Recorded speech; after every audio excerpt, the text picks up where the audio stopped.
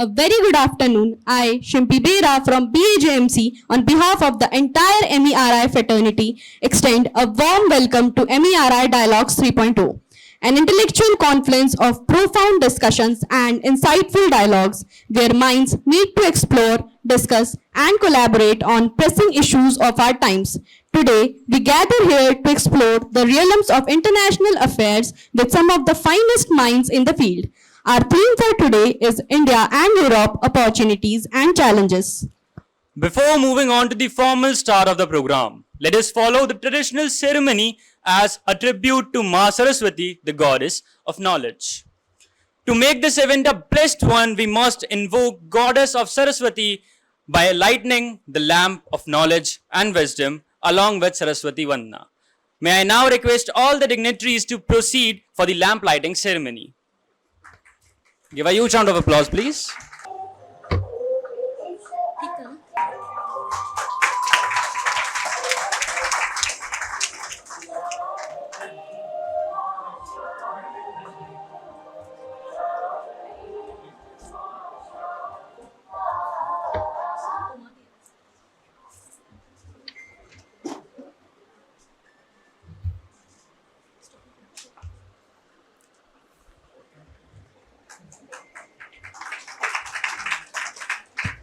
Thank you so much. Ladies and gentlemen, we extend a heartfelt welcome to our esteemed guests. In our tradition, with utmost warmth, we present a rose flower, symbolizing elegance and admiration. May I now request Disha and Pammi to welcome all the dignitaries with a rose flower. Please give a huge round of applause.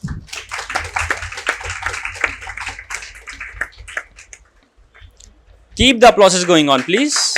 Do not stop.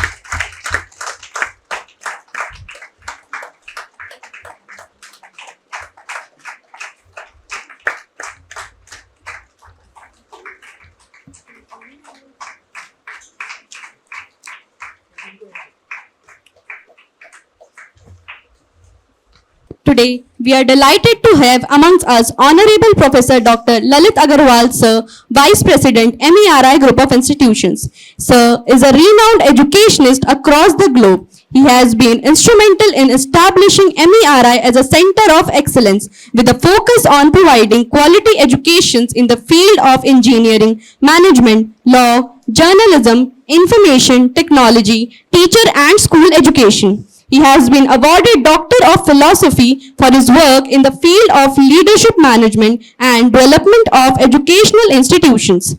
He has also authored a book of leadership skills which is received very well. He is an excellent leader, advisor and mentor to students and faculty in providing guidance and support as they navigate their academic and career paths. Good evening, everybody.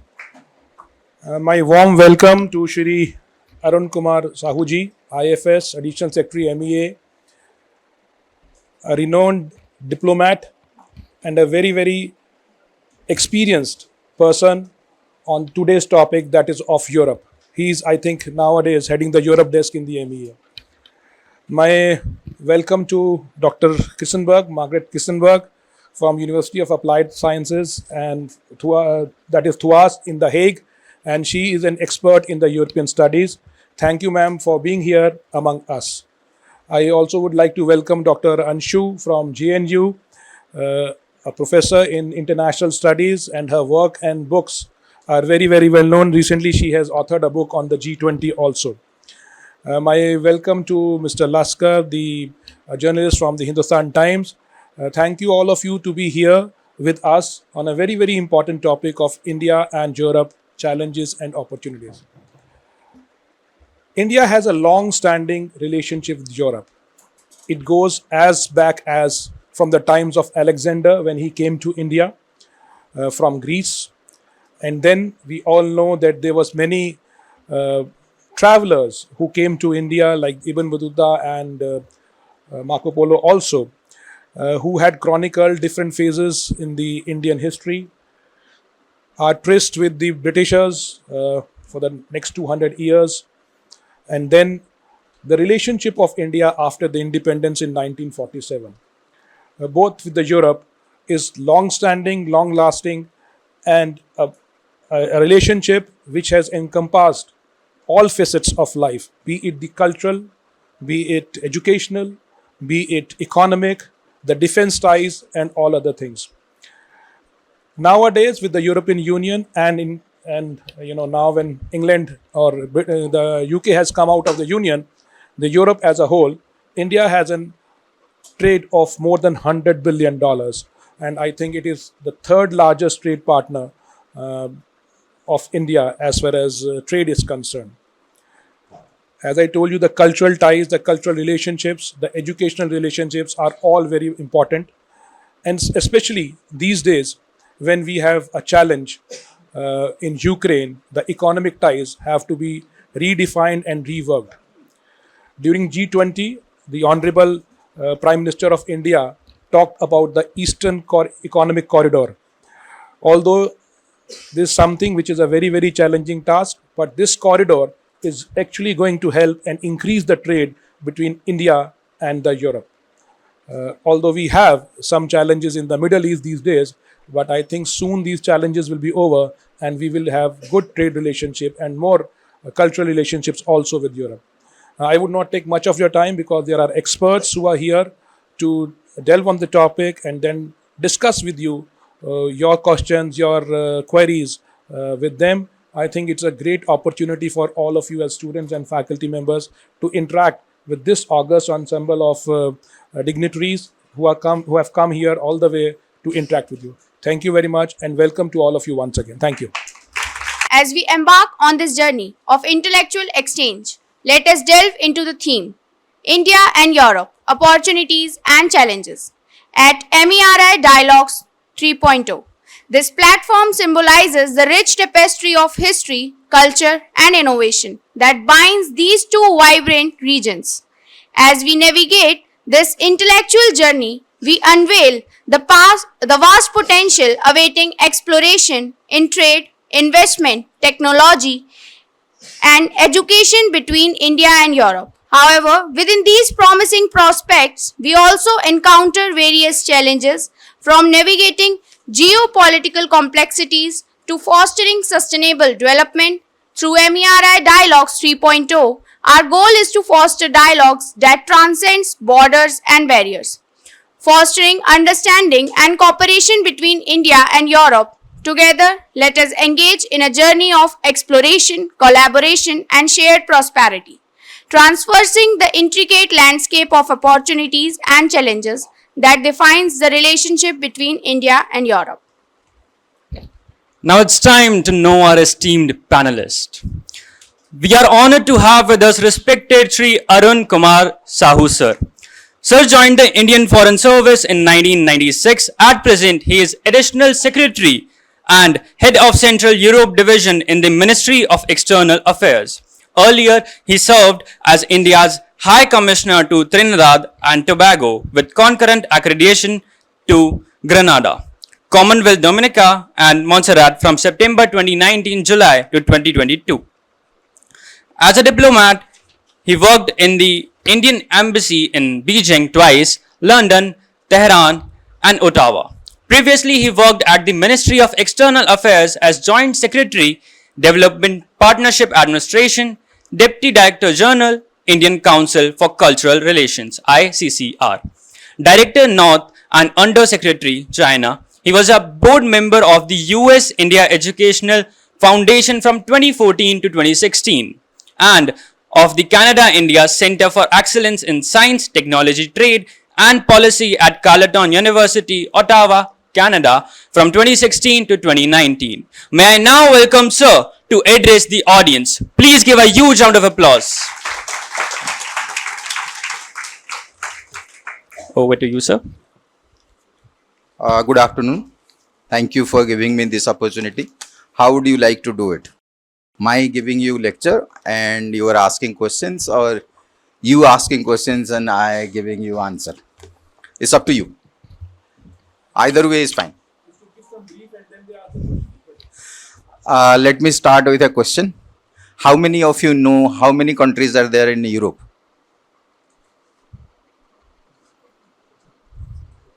What do you mean by when we talk about Europe? Huh? 20? It's a continent. Yeah. But, few years back, when we talk of Europe, we basically meant West Europe.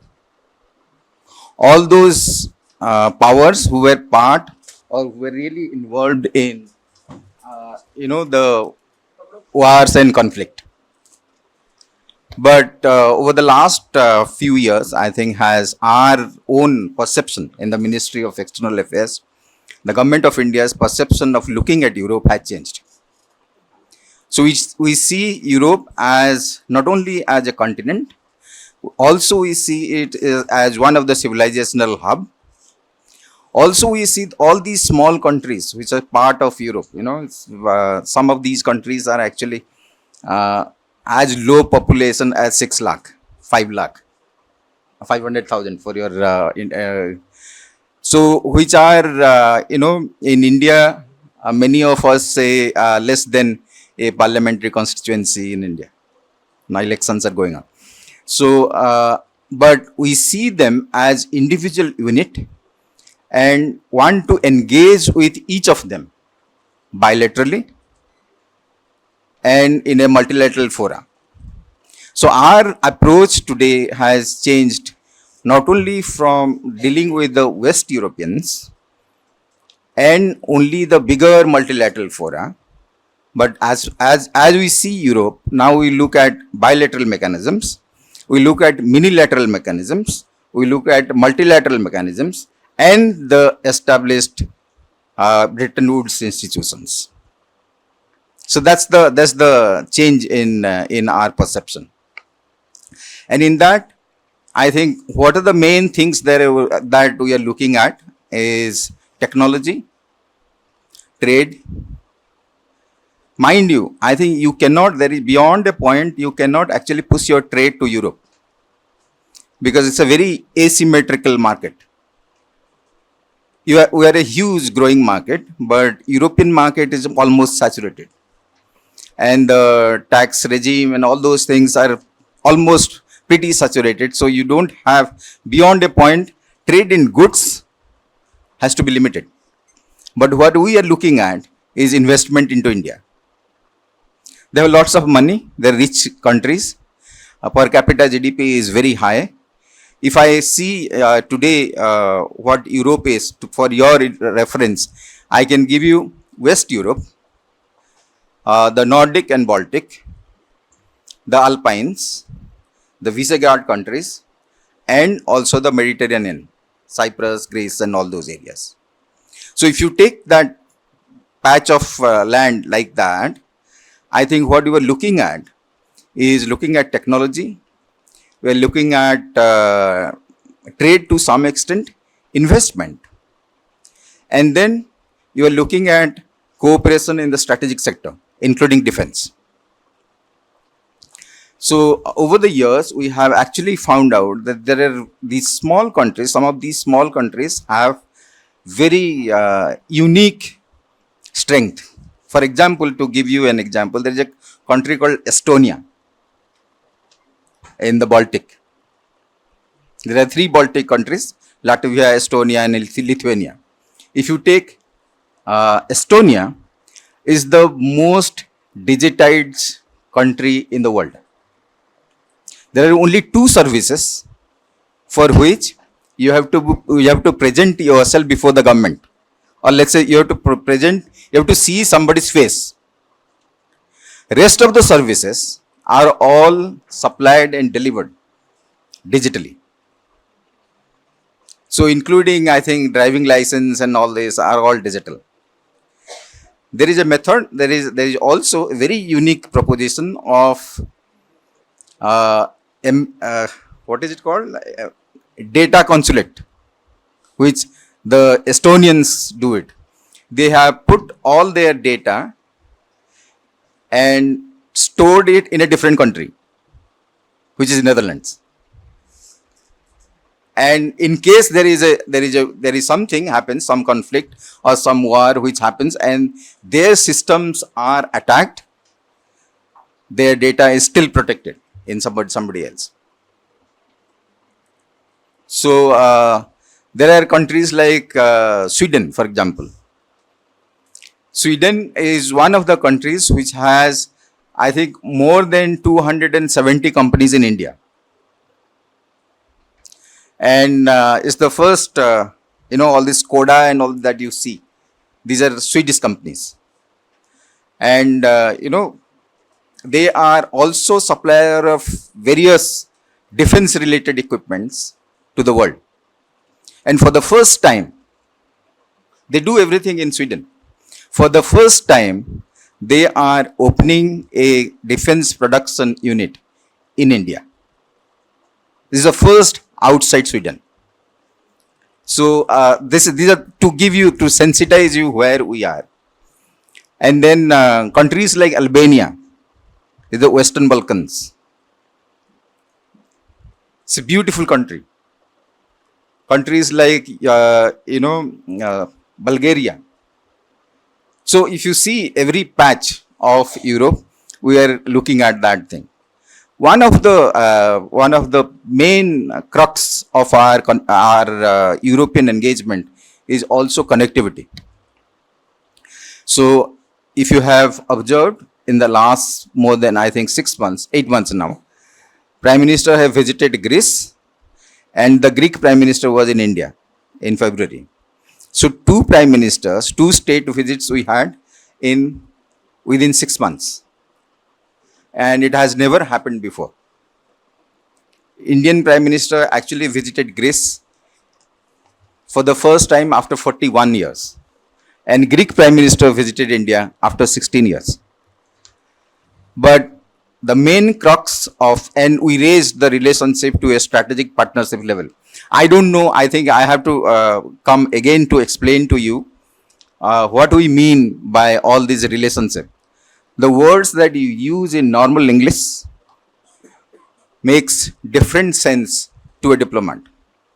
A diplomat or IR theorist, those who are dealing with international relations, they have different jargons to express certain things.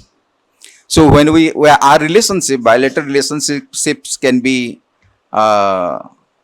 bilateral, strategic partnership, comprehensive strategic partnership, and there are different level of relationship. So for the first time, we have raised India-Greece relationship to a strategic partnership level, in which we are looking at not only connectivity, we are also looking at our engagement in the whole of Mediterranean. So India-Med relationships. So in the coming, I think, few months and years, you will keep on coming these words and phrases, India and Med, India-Mediterranean relationship. Similarly, we have India-Western Balkan, India-Visegrad, India-Nordic-Baltic. So we have India-Nordic summit, which Prime Minister Modi has attended twice.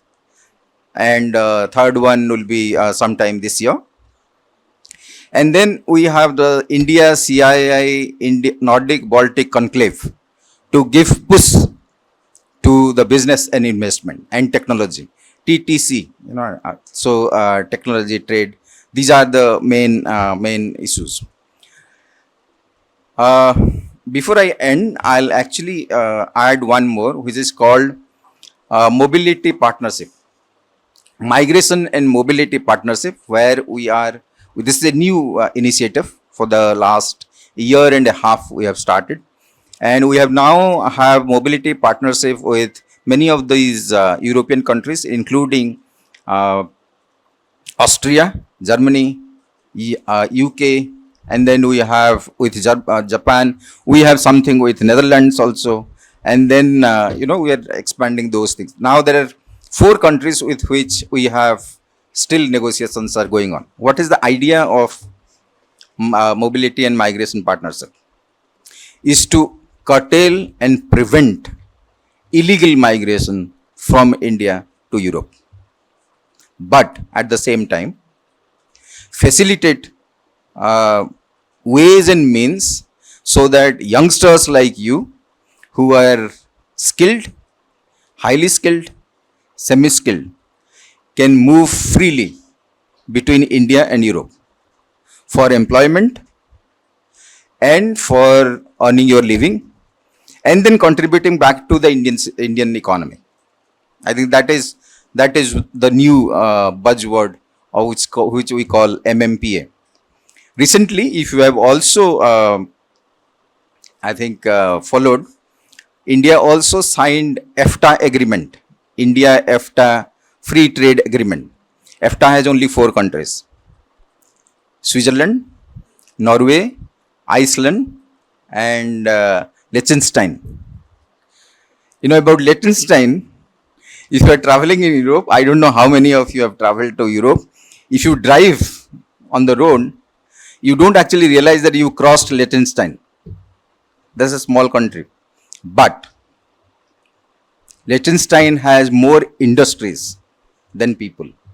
And the idea of EFTA is to bring in, as you must have read in newspapers, to bring in about 50 billion US dollar in the next 10 years, and then another 50 years in another 10 years, which will generate, hopefully, employment of 1 million and 1 million. I think I'll just give a snapshot of how we are looking at Europe, and I think I'll stop here unless you have any questions. Thank you very much for giving me this opportunity. Today, we have among us Honorable Professor Dr. Margaret Kirstenberg, ma'am, the Hague University of Applied Sciences Senior Lecturer and Researcher, European Integration. Ma'am is a distinguished figure who is renowned for her insightful conferences on Schuman and his visionary ideas about European unification. Ma'am's expertise extends globally as she frequently shares her knowledge not only in the Netherlands but also abroad. She is co-editor of scientific journals and each year together with colleagues and students organizes the annual International Schuman Student Congress and essay competition on current European issues from Schumann's perspective. Together with the Universidad Francisco de Vitoria, Madrid, and the Management Education Research Institute, New Delhi, she developed at the Hague University of Applied Sciences the COIL Collaborative Online International Learning Project for international students on personal leadership connected to core principles EU, so as to foster Schumann's timeless guiding principles of recognition, solidarity, subsidiarity, and supranationality, only where needed, having the personal in connection with the common good at the heart of all structures. Let's warmly welcome ma'am to address the audience. Over to you, ma'am. I'm very happy to be here. Very good to see. And some of you I knew already, thanks to the COIR program. So it's nice to see you also live again. And then Professor Lalit, thank you very much for this occasion. Also the founder of the Meri Institute, thank you so much. And also the former speaker, thanks a lot for their insightful views that you had on Europe. For me also some new insight. Thank you very much for sharing those. Okay, so I start now this very tiny speech that I'm going to give, because I really reduced it. I can speak for hours on Schumann, with the question that I always raise at our university and at any other university, and that is, who is the first peaceful, who started the first peaceful revolution in Europe? Nobody knows, don't worry. Well, I mean, the people of my course, they will know, but no. Normally, people don't know. If you ask who started the first peaceful revolution in India, Gandhi. Everybody knows in the whole world, no doubt about that. Well, in Europe, we had Robert Schuman. And who is this Robert Schuman? Who was he and what did he do? Well, he started then, as I said, the first peaceful revolution in Europe by the method of reconciliation between two arch enemies for over 1,000 years, which were France and Germany, working together on a peace project as equal partners, using the instruments of war, which were coal and steel, as instruments of peace by putting them on a supranational level. So they were not longer, the coal and steel were no longer French, no longer German. You can think, wow, this was a whole mouthful. This is such an intelligent way of solving issues, whatever issue. If it is a personal issue, or if it is a big issue, a municipal or a provincial or a regional or a continental issue, even then. This is a way of thinking that you focus on problems as possibilities for solutions, for better cooperation, for insight, for eliciting the best out of the situation.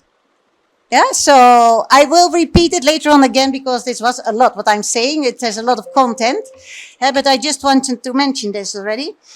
And I just noted down a few things that I really don't want to, this way of thinking, what I want to say is also then you focus on the positive of every person or of every country. When you do so, you can think of your own family, how your dad and your mom are looking at you. They want to elicit the best out of you. And that is what you do when you look with a positive view at your child. And this seems perhaps childish what I'm saying now, but this is a kind of attitude that we need to have in this world that we are living now. When we look at countries, we focus on their positive qualities. A lot of the negative does not even come up. It disappears. Because once you feel that the other one wants the best for you, you also want to be good, to do well. And if there are things where you don't agree with each other, then you want to speak about it. So it opens up your mind for appreciative dialogue, it's called. So for dialogues. And this is exactly what we need. When you don't get along with someone else, then try to see where can we find each other. Be open-minded. And that is so much needed these days. Okay, now I just go on with the story of Schumann, because this is also what you want to hear. But having said that, I also want to say that we have never ever had such a long period of peace among the EU member states. At this moment, we have 27 EU member states. And there are several countries like Ukraine, Moldova, and other countries that are candidate member states. So one day, probably, they will be member states. We always had war, and especially because of this coal and steel between France and Germany. You think, what I just heard, they are small countries. We in Europe think they are huge countries. They are our biggest countries somehow. France and Germany, wow. They have a lot of power, very potential. So this is, and the EU is unique in world history. There is no organization or institution, if you want to say, like the European Union, because it is a union in which states surrender part of their sovereignty voluntarily to a European institution. Voluntarily handing over part of your sovereignty. This is quite something. And this is a way of thinking that can help us also very much when we speak about peace, how to solve the problems that we have these days. Also on world level, on global level. I will speak about that a little bit later on. But it is a different mindset. You think from a different mindset. Because what Schumann did, he thought, we spoke now, you spoke also a lot about economics. Everybody's speaking about economics. You know, the aim of economics is to serve the person. The person is not there to be served. Yeah, it's served by the economy. But the economy is not the aim in life. Life is not directed towards economy. Politics is meant to serve the person, to organize society, so that it will work well. you know? And politics is meant to give the guidelines for the economy. And this is precisely what is happening these days, that the economy many times is directing politics. And that's also why we get those frictions, those wars, small wars, big wars. Yeah? So it is good to have this insight, I think. So what is very much needed is a paradigm shift. We need to think from a different perspective, from the person's perspective, and then the person always connected to the common good. Because what is happening in the West, I don't want to speak about India in this case because I'm not that, of course, I lived here for 8 years, and I love India, and I know a little bit, but I know Europe better. Yeah? So I know that we have there this kind of problem that we are too individualistic. It is I, me, and myself. And this is fostered by the migration forces that are coming to Europe. Because the Europeans, they see people coming from everywhere and, hey, where is my country, my nationality, my culture? Populism is on the rise. It's becoming more and more extreme right, unfortunately. While solidarity should be the basis. Yes? Because every person is equal worth. Yeah, another observation that Federica Mogherini, now it is Josep Borrell, who is you could say, the spokesman for foreign affairs of the European Union. She said, where is the Schumann these days? I think it would be great if there would be also like an Asian Schumann, an African Schumann, an American Schumann, you know? And history is made by people. Like if we think of Gandhi, we think of Schumann, we think of Mandela, but we also think of Hitler. It can also be the other way around. So please, when we try to be good people, to foster the qualities that are needed in a person, because Schumann was also, that's also why I connect personal leadership with core principles of European integration. He himself lived up to the virtues. He was an honest man. He had people that were very much against his ideas, politically speaking, but they always admire his honesty. He was an integer person, a humble person. What he did, what he thought, he did, and he spoke all on the same language. He wanted that his life was in according with the deeper, you can say, wish what God wanted from him. I have a PowerPoint. Yes, you can show perhaps because I want to, yeah. No, I want to say one more thing before we start the PowerPoint, and I'll go very quickly through it. What I just want to say with his mindset, I think you know this also, one of my first questions also always to the students is, first of all, why are you sitting here? Why are you following this course, you know? Yeah, I want to direct other people. Personal leadership. I want to be the leader. Others have to do what I say. Then you are at the wrong place. Or this is personal leadership. You cannot lead others if you cannot lead yourself. First of all, you have to be able to lead yourself. And that means that you overcome your impatience, that you overcome your bad mood, that you overcome your irritation, that you overcome your stress, that you overcome all these things that are not positive. You will fall, but get up again. Fall, get up again. Fall, get up again.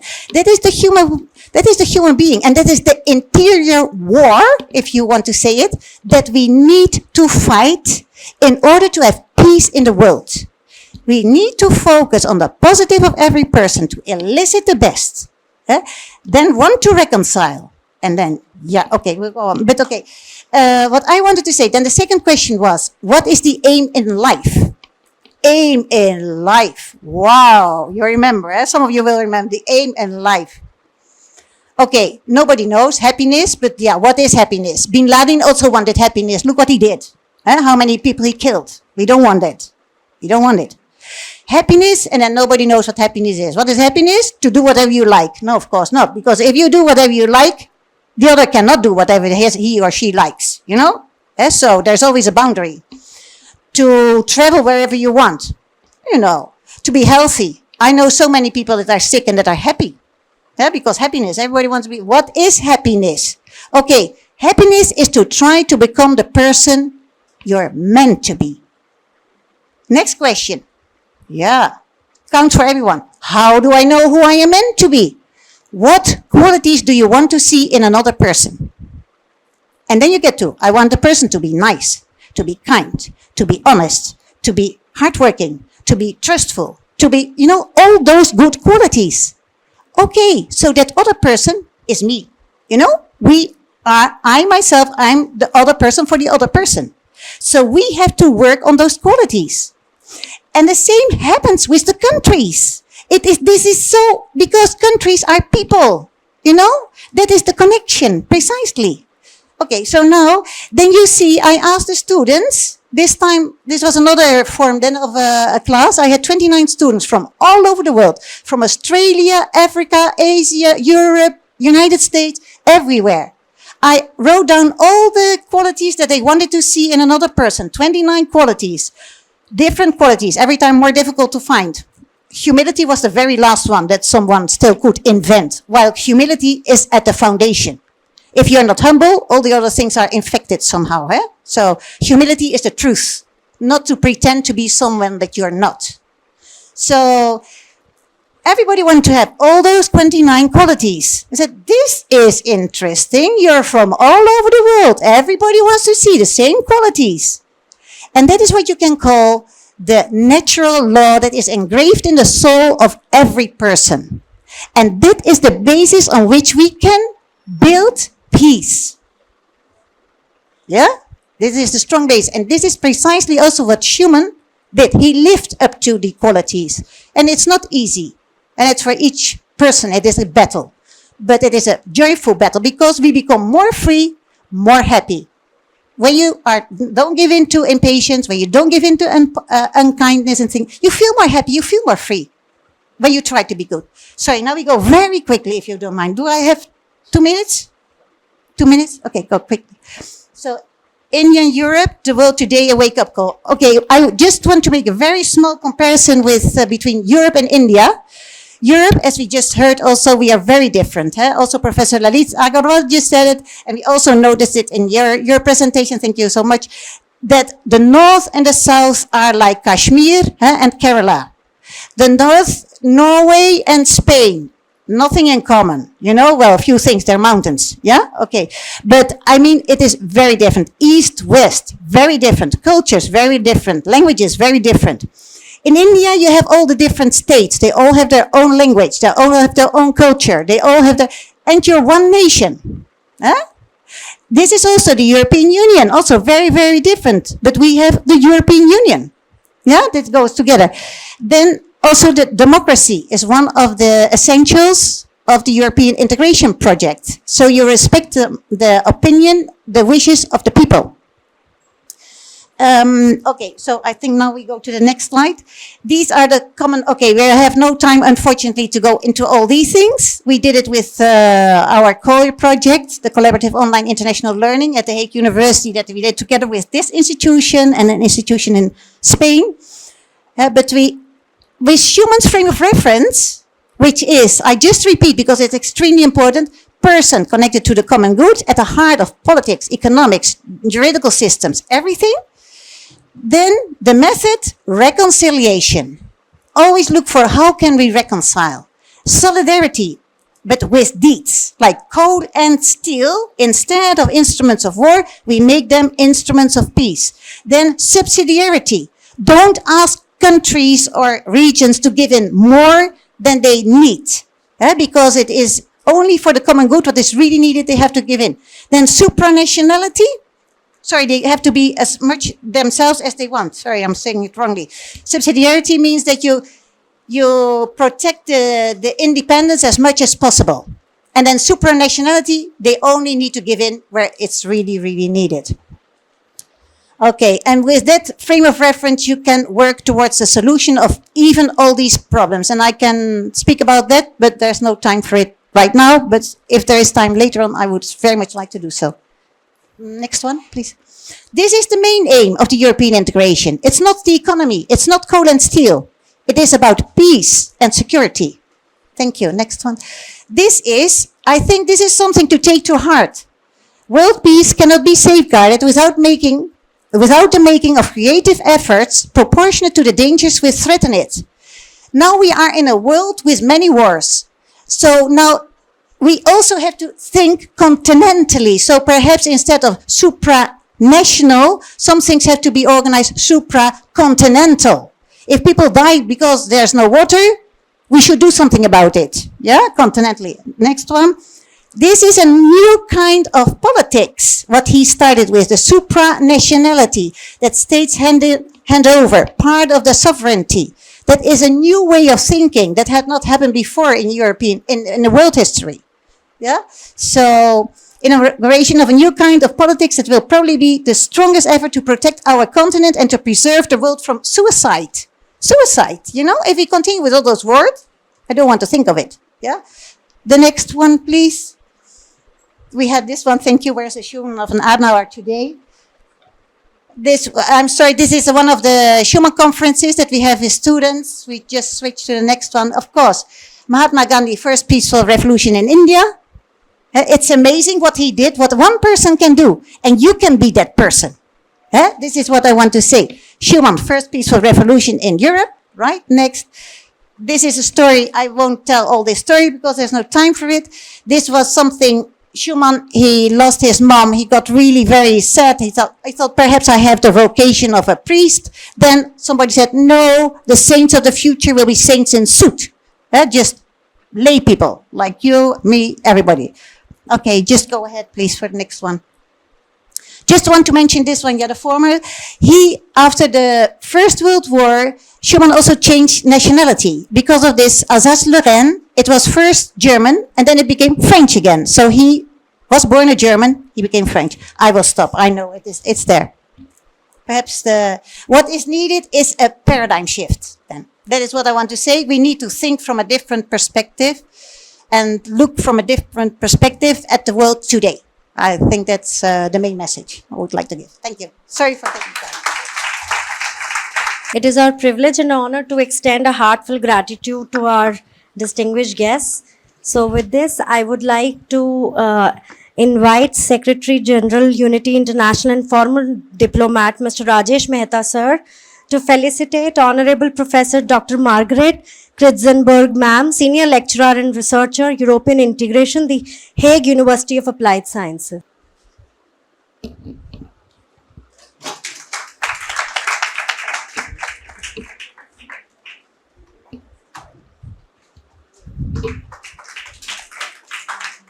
Thank you, sir. Thank you, ma'am. And I'm extremely sorry for breaking the schedule. We'll continue with the sessions. I would like to invite. Now I would like to invite Honorable IP Agarwal, sir, Chairman, Meri Group of Institutions, to felicitate Mr. Arun Kumar Sahu, sir, IFS, Additional Secretary, Ministry of External Affairs, Government of India.